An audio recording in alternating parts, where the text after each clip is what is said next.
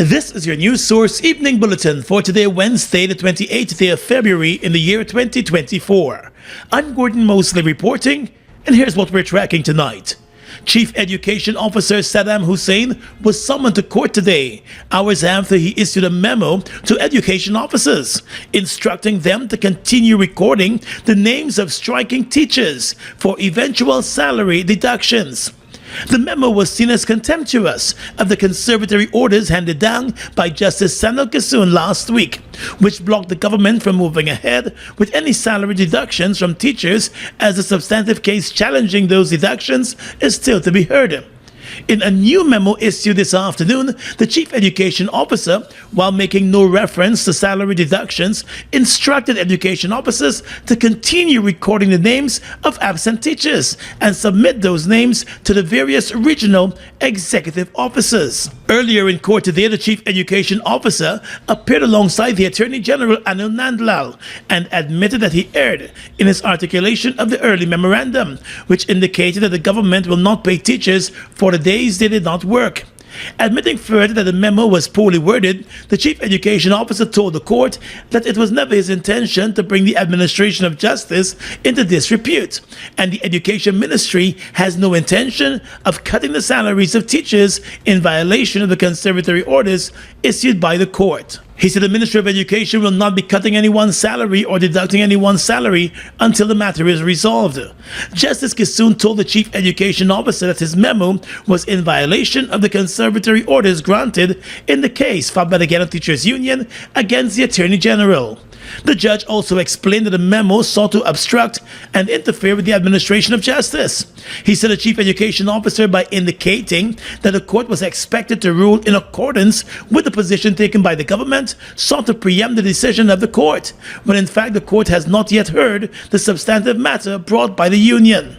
Justice Kissoon said by doing so, Hussein brought the administration of justice into disrepute by suggesting to the members of the public that the proceedings have been predetermined. Jumping to the defense of the Chief Education Officer, the Attorney General Anil Nandlal, who from the initial stage of today's hearing was told that he had no legal standing in the contempt matter and could not therefore represent Hussein, said it was never the intention of the government to act in violation of the orders of the court. He said while he briefed officials from the Education Ministry on the conservatory orders granted by the court, he was not sent a copy of the memo before it was sent out. Outside of the courtroom, the Attorney General told reporters that the government will abide by the ruling of the court. Mr. Hussein accepted, I accepted that it was not worded in the manner that it should, the circular, and that we assured the judge that it's not the intention of the government of Guyana in these proceedings or in any proceedings to disobey court orders or to compromise the administration of justice. We respect the rule of law, and that was not the intention in the circular. Attorney Darren Wade, who's representing the Guyana Teachers Union, said he was surprised by the memo that was dispatched by the Chief Education Officer. What is important to note is that the memorandum issued by Mr. Saddam Hussein, as the court indicated, brought the administration of justice in disrepute. And it was disclosed, you all were in there, that that statement or the memorandum was issued on the basis of the advice of the learned Attorney General. And that saddens me this day as an officer of the court, because what is expected of us as officer of the court is not about your client, but to ensure that the administration of justice is upheld. With a new memo issued this afternoon, the attorney for the Guyana Teachers Union said he's examining that memo. More news coming up in just a moment.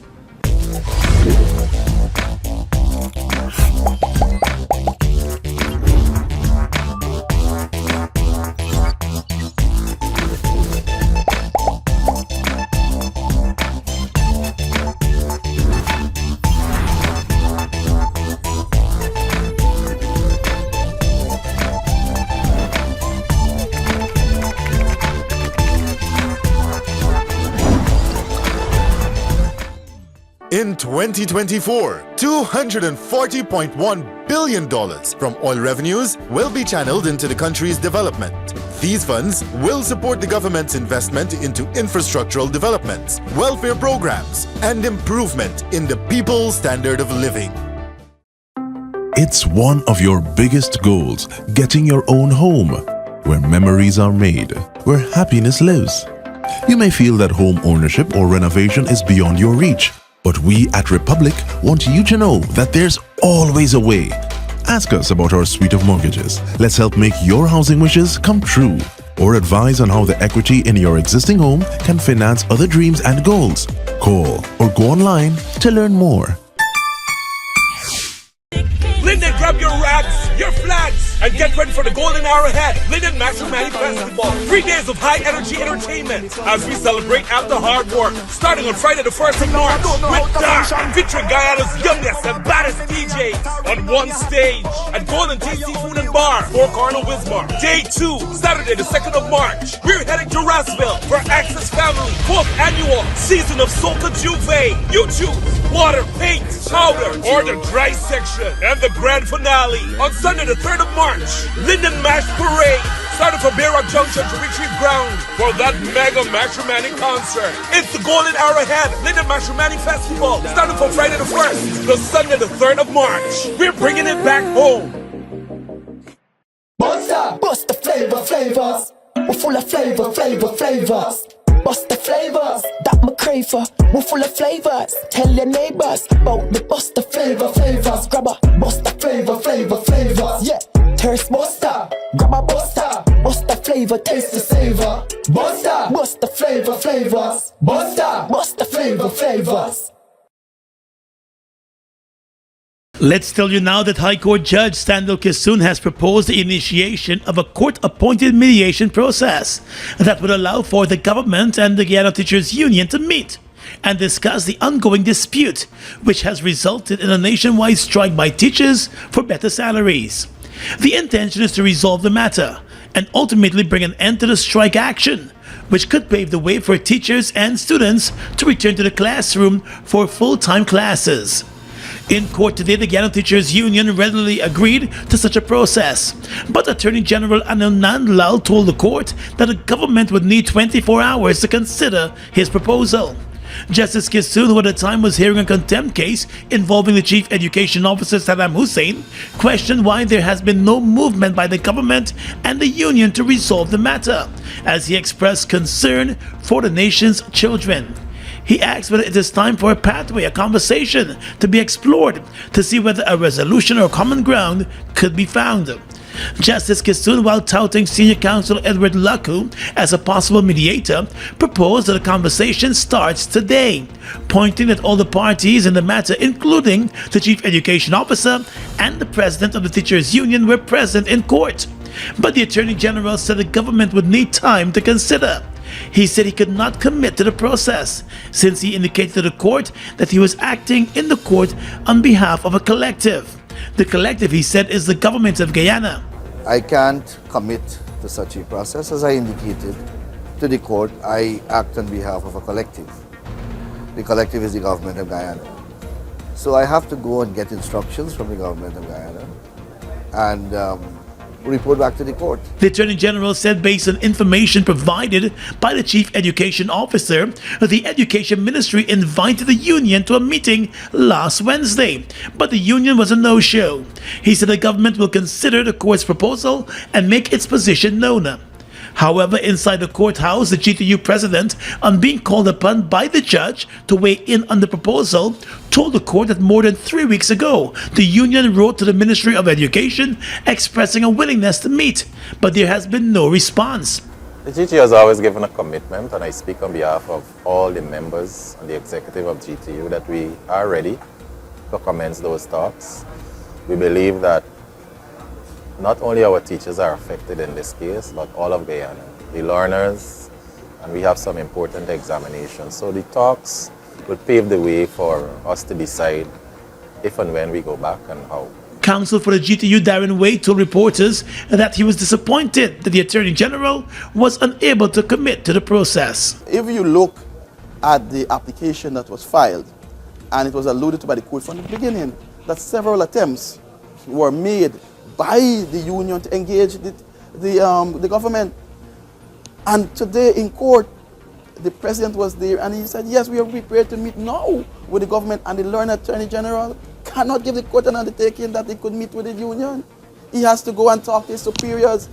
This is about the 4th week the strike is going on, and there is no move by the government to engage the union. There's no move whatsoever. And that is saddens me. With the government asking for 24 hours to consider the proposal to engage in mediation, the matter will come up again tomorrow before Justice Kisun. At that time, the parties are expected to state their position in the case. They're also expected to each propose a mediator during that hearing. It was noted in court today that while the mediation process is being considered, the substantive matter over the government wanting to cut the salaries of striking teachers remains in place.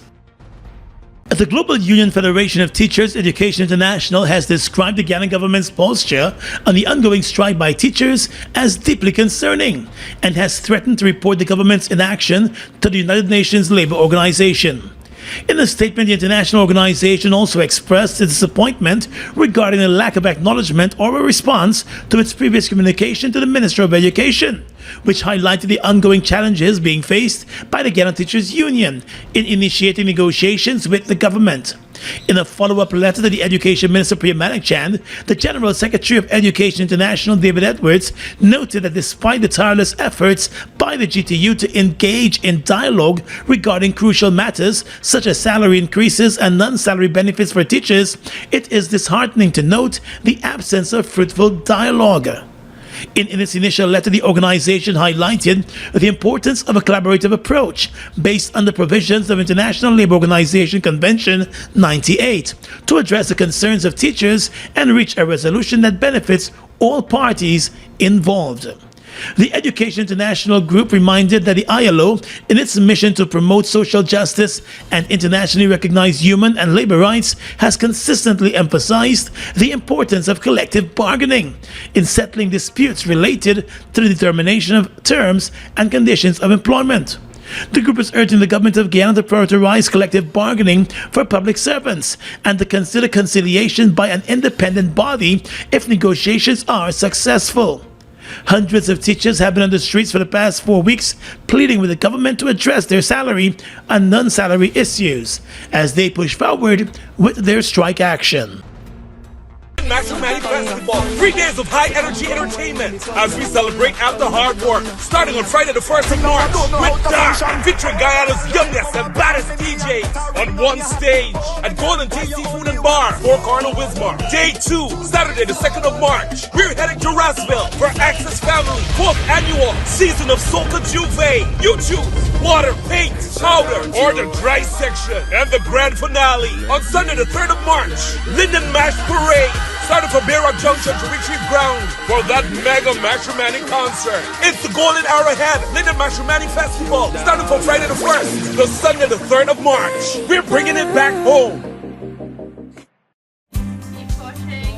At the most critical life-changing moments, the National Insurance Scheme is here to ensure that your needs are covered.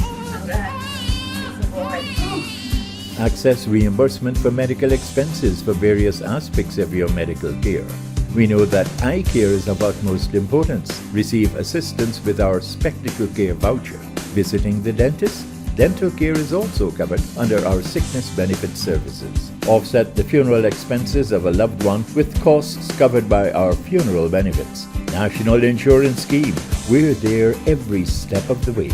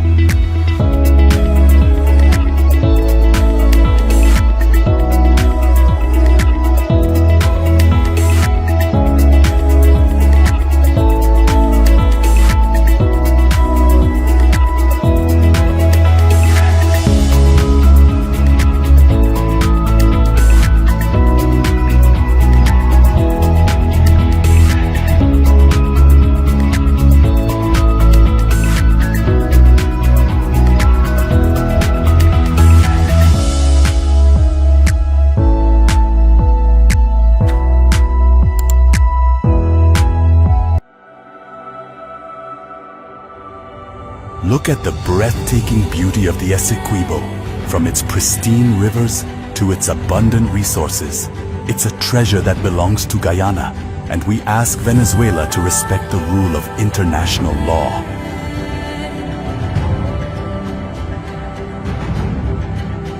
Our commitment to this land is not just about ownership. It's about preserving its beauty and resources for our people and future generations. The controversy between Guyana and Venezuela was settled internationally as full, perfect, and final in 1899.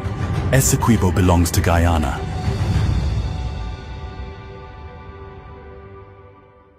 Well-known Georgetown salon owner Jessica Mackey is in the custody of the Customs Anti-Narcotics Unit, while her husband and the former national cyclist are being sought in connection with the ongoing investigations into the 156-pound cocaine bust at the Cheddi-Jagan airport last week. Owner of the popular Jessica Does My Hair salon, Jessica Mackey, was arrested at the Republic Gardens home yesterday after Kanu agents conducting a search of the property said they found traces of cocaine in the house. The Kanu agents were at the house in search of the hairstylist's husband, Gavin Mackey, who was reportedly named as a suspect in the multi-million-dollar cocaine bust at the airport. It is suspected that the husband might have already left the country. This afternoon, Kanu issued a wanted bulletin for him, Gavin McKee, and asked that anyone knowing his whereabouts contact the Drug Enforcement Agency. Kanu also issued a wanted bulletin for businessman and retired national cyclist Tyrone Hamilton. Kanu investigators have indicated that he is wanted for questioning in connection with the same drug bust at the airport, and is believed to be the person who allegedly transported the bags with the cocaine to the airport.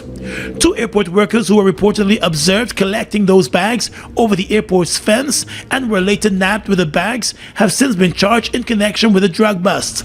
The 156 pounds of cocaine was discovered in 2 suitcases that were being prepared to be loaded onto a British Airways flight last Thursday.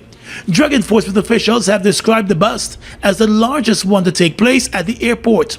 It came weeks after 40 pounds of cocaine was found in the suitcase of a man who traveled from Guyana to the US, stashed in packages of shrimp. A few weeks before that, an untaxed suitcase with 50 pounds of cocaine was discovered at the Pearson Airport in Toronto, Canada, after that bag was removed from a flight that came from Guyana. There have been no local arrests in connection with those 2 cases, but the successful passage of those drug-laden suitcases through the airport forced Kanu to step up its monitoring of airport workers, especially those who work with private operators in the security and baggage handling areas. The Global Union Federation of Teachers Education International has described the Guyana government's posture on the ongoing strike by teachers as deeply concerning and has threatened to report the government's inaction to the United Nations Labour Organization. In a statement, the international organization also expressed its disappointment regarding the lack of acknowledgement or a response to its previous communication to the Minister of Education, which highlighted the ongoing challenges being faced by the Guyana Teachers Union in initiating negotiations with the government. In a follow-up letter to the Education Minister Priya Manikchand, the General Secretary of Education International, David Edwards, noted that despite the tireless efforts by the GTU to engage in dialogue regarding crucial matters such as salary increases and non-salary benefits for teachers, it is disheartening to note the absence of fruitful dialogue. In its initial letter, the organization highlighted the importance of a collaborative approach based on the provisions of International Labour Organization Convention 98 to address the concerns of teachers and reach a resolution that benefits all parties involved. The Education International Group reminded that the ILO, in its mission to promote social justice and internationally recognized human and labor rights, has consistently emphasized the importance of collective bargaining in settling disputes related to the determination of terms and conditions of employment. The group is urging the government of Guyana to prioritize collective bargaining for public servants and to consider conciliation by an independent body if negotiations are successful. Hundreds of teachers have been on the streets for the past 4 weeks, pleading with the government to address their salary and non-salary issues as they push forward with their strike action. Well, less than a month after a Georgetown magistrate found former government minister David Patterson not guilty of indecent exposure for allegedly urinating against a fence in public, the Director of Public Prosecutions, Shalimar Ali Haq, has appealed the decision of the magistrate's court. The DPP has moved to the full court and wants the decision of Magistrate Dillon Best to be set aside and reversed, and also wants the opposition Member of Parliament and former Minister David Patterson to be made to stand costs of the appeal. On the 1st of February, Magistrate Dillon Best dismissed the charges against Patterson over the lack of sufficient evidence tying Patterson to the allegations laid out before him. During the trial, the virtual complainant was called upon to provide evidence after he claimed to have observed the accused exposing himself while urinating against a fence. However, on the cross-examination, the man was unable to provide any details about the alleged offense and admitted that he looked away from the person who was allegedly urinating. The video evidence which was offered during the trial revealed that the person's back was turned away from the complainant. The video recording also provided no clear image of the person urinating at the fence. With regard to the audio from the video, the court found that there was loud music and traffic in the area at the time, and the audio was unhelpful in establishing whether obscene language was used. The charges were completely dismissed by the magistrate's court.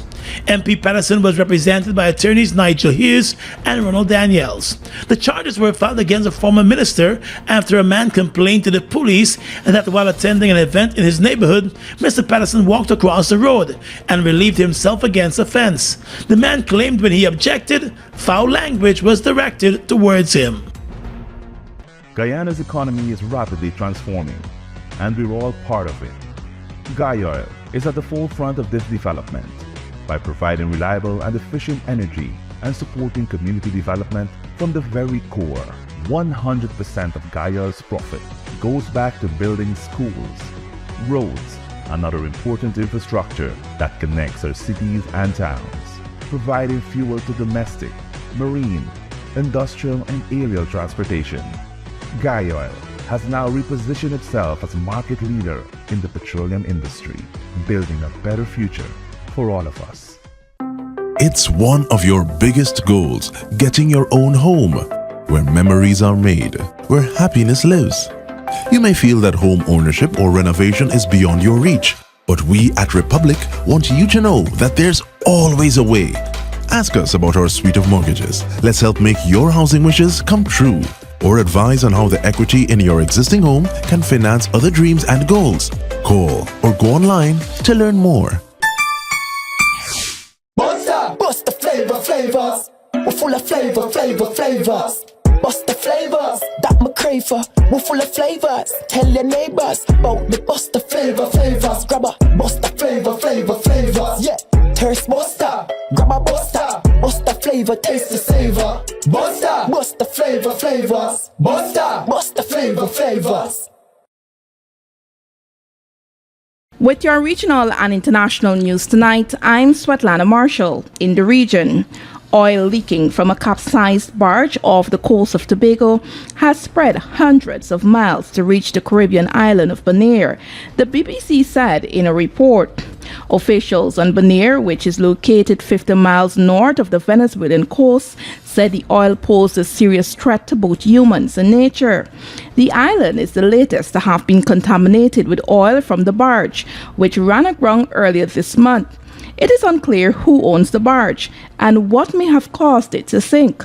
The authorities on Bonaire, which is a special municipality of the Netherlands, said the island's east coast had been polluted. They also warned that the island's mangrove, fish, and coral ecosystems were at risk. The oil leak was first spotted by the Trinidad and Tobago Coast Guard on February 7. They traced it to a barge which had become lodged on a reef about 150 miles off Tobago's southern coast. There was no crew on board the barge, and the Coast Guard said it had not received any distress signals. They did, however, spot the name Gulfstream painted on the side of the vessel. Trinidad and Tobago authorities said the barge had originated in Panama and had been towed by a tugboat. They said it appeared to have been bound for Guyana. Venezuela's government is intensifying its efforts to lower inflation ahead of a presidential election this year, keeping the bolivar-dollar exchange rate steady and weighing how to manage spending without stoking consumer prices, public sector resources and analysts said. Reuters said the oil-rich South American country, whose government is under U.S. sanctions for repressing political opposition and alleged criminal activity, has faced a long-running economic crisis marked by chronic shortages, a plunging currency, and hyperinflation. Consumer prices rose by nearly 190% in 2023, one of the highest readings in the world, as the cost of basic goods continued to increase and the local currency fell sharply against the dollar. Price increases were down to 107% on a year-on-year basis through January. Monthly price rises have been in the single digits for the last 10 months, as President Nicolas Maduro's socialist government has held an anti-inflation approach that began in 2021, injecting dollars and heavily restricting credit and spending. Annual inflation has not been under 100% since 2014. And finally tonight, international news. Israel's plan to add thousands more homes to settlements in the occupied West Bank, announced last week, was the final push the Biden administration needed to declare them inconsistent with international laws. Sources and U.S. officials familiar with the move told Reuters. Rather than the carefully choreographed policy rolled out typical in Washington, U.S. Secretary of State Antony Blinken made a reversal in response to a question posed at a press conference in Argentina. Blinken told reporters that it has been a long-standing U.S. policy on the Republican and Democrat administration alike that new settlements are counterproductive to reaching an enduring peace. The policy shift was a long time in the making, but the final decision came together within hours, catching many by surprise and raising questions about why this moment was chosen to return what had been the U.S. stance for 4 decades until it was changed by the previous administration of Donald Trump. Just 24 hours before, there were no plans for Blinken to make such an announcement on Friday at the scheduled news conference, the sources said. And that's your News Source Evening Bulletin for tonight. I'm Svetlana Marshall reporting and encouraging you to stay safe.